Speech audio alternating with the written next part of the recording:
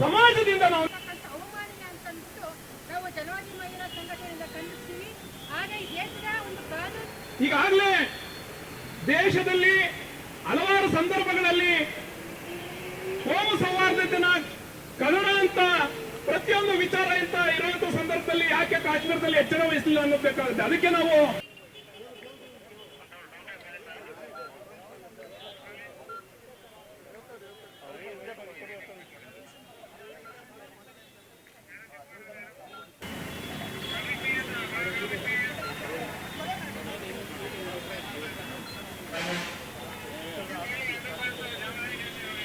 ಏನು ಜಮ್ಮು ಕಾಶ್ಮೀರದಲ್ಲಿ ನಡೆದಂಥ ಭಯೋತ್ಪಾದನೆ ಇದೆಯಲ್ಲ, ಇದನ್ನು ನಾವು ಭಾರತೀಯರಾಗಿ ತೀವ್ರವಾಗಿ ಖಂಡಿಸುತ್ತೇವೆ.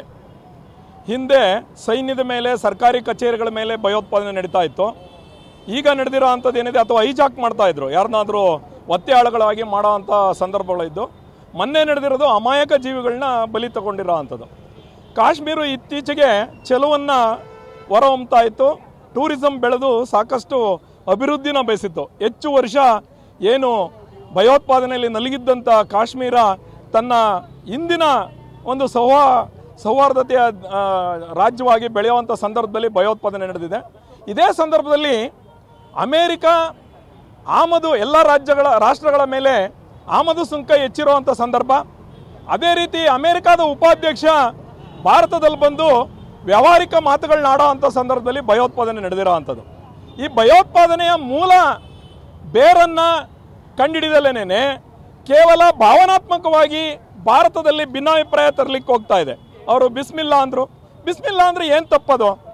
ನಮ್ಮಲ್ಲಿ ಯಾರಾದರೂ ಭಾರತೀಯರಿಗೆ ತೊಂದರೆ ಆದಂಥ ಸಂದರ್ಭ ಅಯ್ಯೋ ದೇವ್ರೆ ಅಂತೀವಿ. ಅವರು ಅಲ್ಲಿಯ ಮುಸ್ಲಿಮ್ಸು ಅಯ್ಯೋ ದೇವ್ರೆ ಅಂತಲೇ ಬೇರೆ ಹೇಳಿರೋದು. ಇದರಲ್ಲಿ ಬಿಸ್ಮಿಲ್ಲಾ ಅಂದರೆ ಬೇರೆ ಏನೂ ಇಲ್ಲ.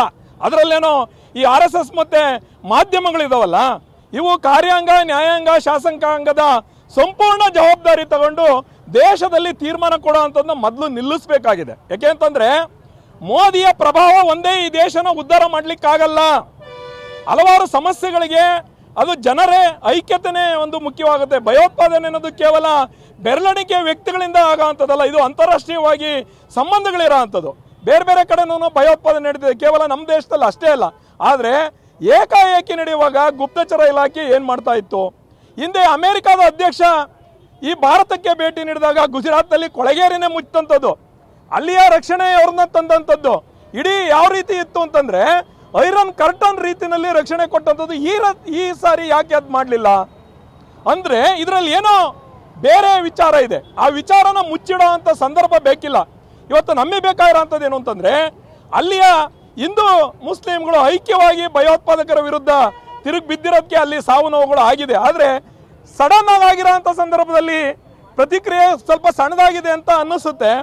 ಆದರೆ ಅದಾದ ನಂತರ ಬಂದಂಥ ಪ್ರತಿಭಟನೆಗಳಿದಾವಲ್ಲ, ಈ ದೇಶದ ಸಮಗ್ರತೆಯನ್ನು ಕಾಪಾಡ್ತೀವಿ ಅನ್ನೋ ಒಂದು ಬಂದಿದೆ. ಗೋಧಿ ಮೀಡಿಯಾ ವಾಪಸ್ ಜಾವ್ ಅಂತಿದ್ದಾರೆ. ನಿಜವಾದ ಸುದ್ದಿನ ದೇಶಕ್ಕೆ ಕೊಡಿ ಅಂತೇಳಿ ಕೇಳೋ ಅಂಥ ಯುವಕರಲ್ಲಿ ಬಂದಿರೋ ಅಂಥದ್ದು ಇದೆಯಲ್ಲ, ಇದು ನಾವು ಮೆಚ್ಚಬೇಕಾದ. ಅದಕ್ಕೆ ನಾವು ತುಮಕೂರಲ್ಲಿ ಸಹ ಇಲ್ಲಿಯ CPM ಪಕ್ಷ ಹಾಗೂ ಪ್ರಗತಿಪರ ಸಂಘಟನೆಗಳು ಸೇರಿ ಕ್ಯಾಂಡಲ್ ಹಚ್ಚೋದ್ರ ಮೂಲಕ ಏನು ಹುತಾತ್ಮರಾಗಿದ್ದಾರೆ ಅವ್ರಿಗೆಲ್ಲ ಅವರ ಕುಟುಂಬಕ್ಕೆ ಒಂದು ನೆಮ್ಮದಿ ಸಿಗಬೇಕು. ಸರ್ಕಾರ ಅವ್ರಿಗೆ ಭದ್ರತೆ ಅಷ್ಟೇ ಅಲ್ಲ, ಅವರ ಕುಟುಂಬ ನಿರ್ವಹಣೆಗೆ ಹೆಚ್ಚಿನ ಆಸಕ್ತಿ ವಹಿಸಬೇಕು ಅನ್ನೋದನ್ನ ನಾವು ಬಯಸ್ತೀವಿ. ಕೇವಲ ಇದು ಘಟನೆ ನಡೆದಾಗ ಮಾತ್ರ ಭಾರಿ ಜೋರಾಗಿ ಮಾತಾಡೋ ಅಂಥದ್ದು, ಮತ್ತೆ ಅದಾದ ನಂತರ ಮೌನ ಆಗೋದಲ್ಲ. ಭಯೋತ್ಪಾದನೆನ ಅಂತಾರಾಷ್ಟ್ರೀಯವಾಗಿರೋ ಅಂಥ ಸಂದರ್ಭದಲ್ಲಿ ಎಲ್ಲ ದೇಶಗಳ ಜೊತೆ ಭಾರತ ಮಾತಾಡಬೇಕಾಗುತ್ತೆ. ಮೋದಿ ಒಬ್ಬರೇ 56 ಇಂಚಿದೆ ಎಲ್ಲದನ್ನೂ ಸಾಲ್ವ್ ಮಾಡ್ತಾರೆ ಅನ್ನೋ ಭ್ರಮೆನ ಬಿಡಬೇಕಾಗಿದೆ. ದೇಶದ ಜನರನ್ನ ಇಲ್ಲಿ ಅಣ್ಣ ತಮ್ಮದಿರನಾಗಿ ಅವ್ರನ್ನ ನೋಡ್ತಾ ಅನುಮಾನಗಳನ್ನ ಎಡೆಗೊಡದಲೆ ಐಕ್ಯವಾಗಿದ್ರೇ ಭಯೋತ್ಪಾದಕರು ಎದುರೋದು. ನಮ್ಮಲ್ಲಿ ಕಿತ್ತಾಟಗಳಿದ್ರೆ ಅವ್ರಿಗೆ ಅನುಕೂಲ ಆಗುತ್ತೆ. ಆ ಅನುಕೂಲನ ತಪ್ಪಿಸ್ಬೇಕು ಅಂತಂದರೆ ನಾವೆಲ್ಲ ಒಂದಾಗಬೇಕು. ಈ ಒಂದು ಸಂದರ್ಭದಲ್ಲಿ ಎಲ್ಲರೂ ಒಂದಾಗಿರೋ ಅಂಥ ದೃಷ್ಟಿಕೋನ ಇಡೀ ಜಮ್ಮು ಕಾಶ್ಮೀರದಿಂದ ಹಿಡಿದು ಕೇರಳವರೆಗೂ ಮತ್ತು ಇಡೀ ರಾಷ್ಟ್ರಾದ್ಯಂತ ಬಂದಿರೋ ಅಂಥ ಸಂದರ್ಭದಲ್ಲಿ ನಾವೆಲ್ಲ ಮೆಚ್ಕೋಬೇಕಾಗಿದೆ. ಇವತ್ತು ನಾನು ಭಯೋತ್ಪಾದನೆಗೆ, ಉಗ್ರವಾದಿಗಳಿಗೆ, ಉಗ್ರವಾದಕ್ಕೆ ಧಿಕ್ಕಾರ ಹೇಳುತ್ತಾ ಆ್ಯಸ್ ಎ ಇಂಡಿಯನ್ನು ತುಂಬ ಹೊಟ್ಟೆ ಉರಿದು ಇವತ್ತು ನಾನು ಒಂದು ಶಾಂತಿವಂತ ಒಂದು ಕ್ಯಾಂಡಲ್ ಮಾರ್ಚಲ್ಲಿ ಸೇರಿಕೊಂಡು ಒಂದು ನನ್ನ ಮನಸ್ಸಲ್ಲಿ ಏನು ದುಃಖ ಇದೆ ನಿಮ್ಮ ಮಾಧ್ಯಮ ಮುಖಾಂತರ ನಮ್ಮ ದೇಶದ ಚೌಕಿದಾರ್ 56 ಇಂಚಿನ ಹೃದಯ ಪ್ರಧಾನಮಂತ್ರಿ ನರೇಂದ್ರ ಮೋದಿರವರಿಗೆ ಪ್ರಶ್ನೆ ಮಾಡೋಕ್ಕೆ ಇಷ್ಟಪಡ್ತೀನಿ. ಮೋದಿಯವರೇ, ಈ ದೇಶದ ಸಂವಿಧಾನ ಮೇಲೆ ನೀವು ಪ್ರಮಾಣ ತಾಂಡಿ ಈ ದೇಶಕ್ಕೆ ರಕ್ಷಿಸ್ತೀನಿ ಅಂತ ಬಂದ್ರಿ ಆಡಳಿತಕ್ಕೆ.